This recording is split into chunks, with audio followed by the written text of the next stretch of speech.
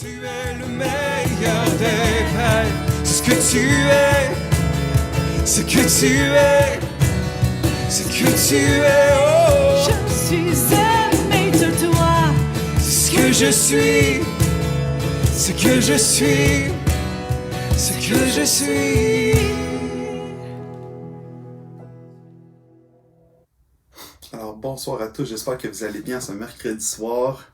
Le beau temps est là, c'est super, c'est palpable. L'été est là, le déconfinement et tout. On sent vraiment la province de Québec revivre à nouveau. Je ne sais pas si vous sentez la même chose, mais j'aime vraiment ça, le fait que toutes les choses se placent pour l'été. Il était temps, je pense qu'on peut s'accorder pour dire cela. Alors j'espère que vous allez bien. On est rendu déjà à la au 5e point de ma thématique qui s'intitule « Je suis la résurrection et la vie ». Alors, si tu commences à nous suivre dans cette thématique, dans cette série que j'ai au travers de ma capsule qui est « Eh bien, dis donc », qui est « Je suis ». Alors, c'est 7 points que Jésus, 7 affirmations que Jésus à propos de lui-même, souvent qui l'amène sous forme de métaphore pour qu'il, dans le fond, qui l'amène pour exprimer qu'il est venu sauver le monde. Et le premier, si tu commences avec nous ce soir à écouter cette série, le premier était le pain de vie, le premier. Le deuxième était « Je suis la lumière du monde ». Le troisième étant « Je suis la porte des brebis ». Le quatrième « Je suis le bon berger ». Nous sommes rendus au 5e « Je suis la résurrection et la vie ». Résurrection et la vie, on parle automatiquement d'éternité, de concept d'éternité. Et c'est vraiment, j'ai trouvé des richesses dans les textes, dans la parole de Dieu, dans Jean 11, verset 25. En fait, dans le chapitre 11, on voit Jésus qui se déplace pour aller sauver son bon ami Lazare, qui est mort déjà depuis 4 journées. Et on voit vraiment Jésus apporter quelque chose de profond au travers de la résurrection de Lazare. Et quand il dit « Je suis la résurrection et la vie », ce n'est pas à prendre à la légère. Et j'aimerais ça qu'on tourne justement dans ce texte-ci, dans Jean 11, versets 25 et 26. Alors Jésus dit, il dit à Marie, c'est-à-dire à Marthe, moi je suis la résurrection et la vie. Celui qui croit en moi encore, qu'il soit mort, il vivra, et quiconque vit et croit en moi ne mourra point à jamais. Et il pose une question à Marthe, il dit « Crois-tu cela ?» Je pense que la clé maîtresse ici, c'est de croire dans les paroles de Jésus. Et de croire dans le concept d'éternité, c'est comme dans Jean 14, verset 6, qui dit « Je suis le chemin, la vérité et la vie. Nul ne parvient au Père que par moi. Je suis le chemin, la vérité et la vie. » Ce que Jésus essaie de dire au travers son chemin vers Béthanie, c'est où est-ce que Lazare est mort, déjà depuis un certain temps, c'est que il dit, peu importe si tu as à mourir, et tu auras à mourir, c'est un petit peu ce qu'il dit, tu vas vivre éternellement. L'éternité, le concept d'éternité, et si tu es vraiment une personne qui est plus visuelle, prends le signe de l'éternité en mathématiques, c'est un 8 sur le côté. Il n'a pas de fin. Écrivez une lettre, écrivez, peu importe le genre de signe que vous voulez écrire, un chiffre, un numéro, peu importe, vous écrivez une lettre, le chiffre 8 est interminable. Le 8, c'est comme, il est infini, il n'y a pas de fin, il n'y a pas de... ça commence, mais il se termine jamais.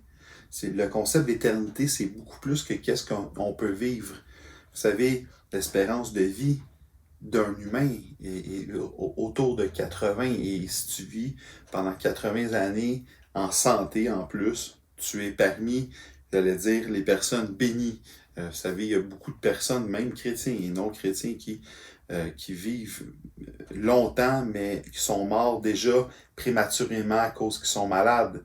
T'sais, de 40 ans disons que la durée de vie de quelqu'un, en général, comme nous disions, était de 80 années. Vous savez, Dieu donne la vie. Dieu, c'est lui qui décide du moment aussi que j'y crois à ce concept-là, que Dieu donne, Dieu reprend.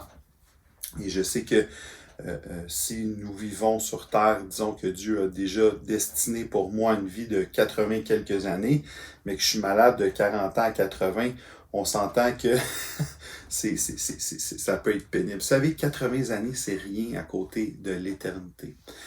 On a une vie à vivre, oui, c'est bien, c'est désiré de Dieu. Je pense qu'on doit vivre libre et en santé le plus possible.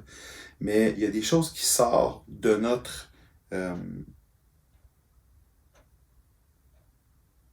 propre décision. Il y a des choses qui nous sont imputées. On ne sait pas qu'est-ce que l'avenir nous réserve. Nous savons que l'avenir éternel, c'est le salut. Nous avons cette assurance-là du salut que après la mort, nous avons la vie. Et c'est exactement ce que Jésus demande à Marthe. Est-ce que crois-tu cela? Mais vous savez, sur terre, ici, pendant 80 années, on ne sait pas. Il y a des choses qui nous arrivent. Mais on peut s'assurer d'une chose, c'est la vie après la mort. Et c'est ça qui est le fun, c'est que Jésus affirme cela en métaphore, mais en même temps, il va dans un but précis chez Lazare pour le ressusciter. C'est pour dire à tout le monde qu'il est mort, mais il a la vie. C'est qu'après sa venue sur le monde, après son pèlerinage, il est cloué sur une croix, mais il va revenir à la vie. Et c'est la même chose que nous avons au travers la personne de Lazare, qu'un jour nous allons mourir, nous allons être dans un sépulcre, mais Jésus va venir le jour fatidique, le jour du jugement, où est-ce qu'il il va nous emmener. Et j'espère que tu crois à cela, parce que c'est le but ultime en tant qu'enfant de Dieu, de croire en la vie éternelle. C'est le cadeau qu'il nous a donné par grâce d'avoir ce salut-là. Et Jésus le dit de façon pénétrante, c'est tranchant. Il dit, crois-tu cela? Il dit, on répète ensemble, verset 25, moi je suis la résurrection et la vie. Celui qui croit en moi encore, qu'il soit mort, vivra. Et quiconque vit et croit en moi ne mourra point à jamais. Crois-tu cela? On a une espérance de vie d'environ 120 ans. Après le déluge, ça a été ainsi, Jésus le dit. Vous savez, l'homme vivra 120 ans. Mais, ce qui est intéressant de comprendre là-dedans, c'est que Jésus dit, si tu vis, tu mourras jamais. Il ne parle pas de vie terrestre, il parle de vie éternelle. Et prends ta vie et mets-les sur le chiffre, si vous me permettez l'expression, le 8 mathématique qui signifie l'infini. C'est ça ta vie qui t'est destinée. C'est que tu commences une vie éternelle où est-ce qu'il n'y a pas de fin. Il n'y a pas de terminaison à ta vie. Ça ne termine jamais. Ça, c'est le cadeau que Jésus te dit. Je suis la résurrection. Nous avons cette vie-là que Dieu nous a donnée. La même chose que Lazare. Jésus est venu, il va venir en temps opportun, venir nous ressusciter, nous amener avec lui. Je pense que c'est un des plus beaux cadeaux, sinon le plus beau cadeau que Jésus nous a donné, en nous rassurant que nous avons le même destin que Lazare. Il va venir il nous oubliera pas. Il a vraiment une attention particulière sur Lazare dans la parole de Dieu, parce que c'était quelqu'un qui l'aimait beaucoup. Et il a les mêmes yeux rivés sur nous ce soir, avec la même attention, avec le même amour qu'il a envers Lazare, envers ses enfants que nous sommes. Et peu importe la misère que nous vivons, peu importe la vie de maladie, parce qu'on connaît de plus en plus, on sait que les cancers rongent les gens. Il y a plus de... Vous savez, si je ne me trompe pas, dans les études dernières, dans les 10, 15, 20 dernières années, une personne sur deux a été atteinte de cancer. Les études tentent à montrer que ça a encore augmenté le pourcentage. 2/3 des personnes vont avoir un cancer une fois dans leur vie. Mais nous, notre vie est basée non sur une vie terrestre, mais sur une vie éternelle. La vraie vie qui commence après la mort. Et la question que Jésus pose à Marthe, ce soir, il nous la pose de la même façon. Crois-tu cela? C'est super important de le croire et de vivre dans cette perspective d'éternité. Pour être capable de vivre déjà cette vie-là dès aujourd'hui. Et c'est pour ça que je clame haut et fort que le royaume des cieux commence déjà ici-bas.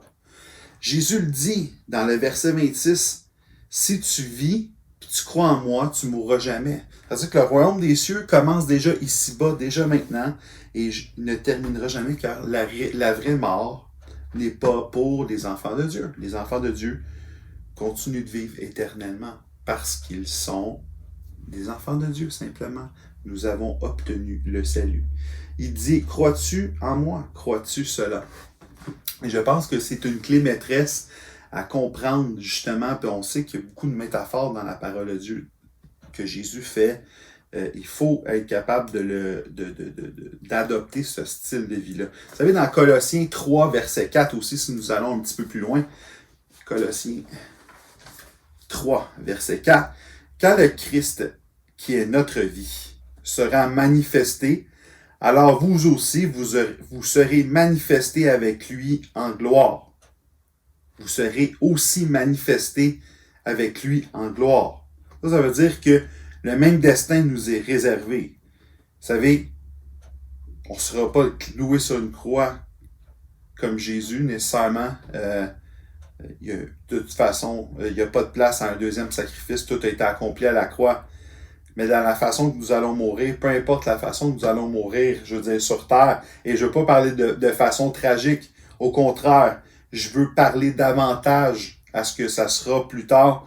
C'est que peu importe la mort qui nous est réservée, la mort peut juste nous donner la vie éternelle, nous qui croyons en cela.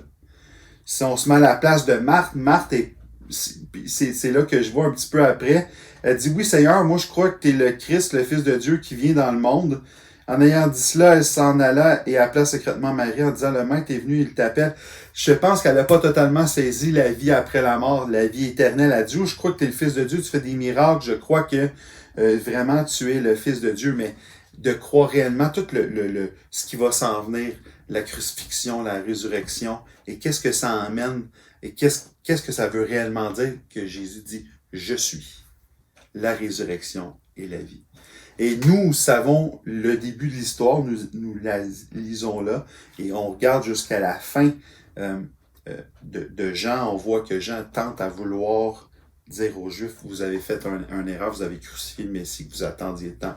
Et c'est pour ça qu'on voit tous les miracles que Jésus dit ou fait dans l'évangile de Jean, et on voit nécessairement je pense pas que Jésus a besoin de se justifier. Jésus, c'est Jésus.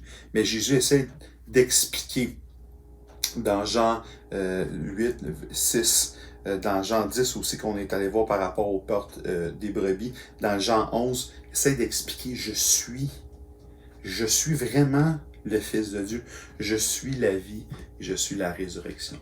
Alors, commençons dès aujourd'hui à vivre vraiment dans une pensée d'éternité, et adoptons ce style de vie. Je pense que c'est super important, déjà de vivre bien sur Terre en comprenant que la vie ne fait que commencer pour nous.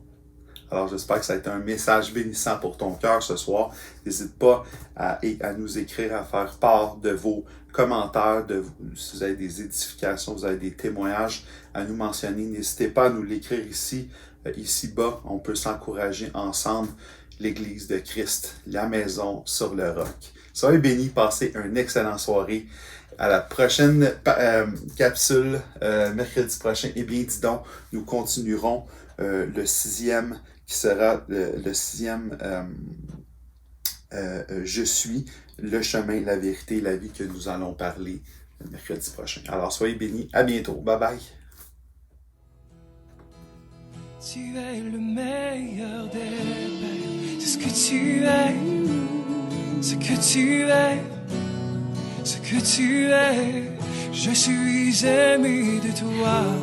C'est ce que je suis. Ce que je suis. Ce que je suis.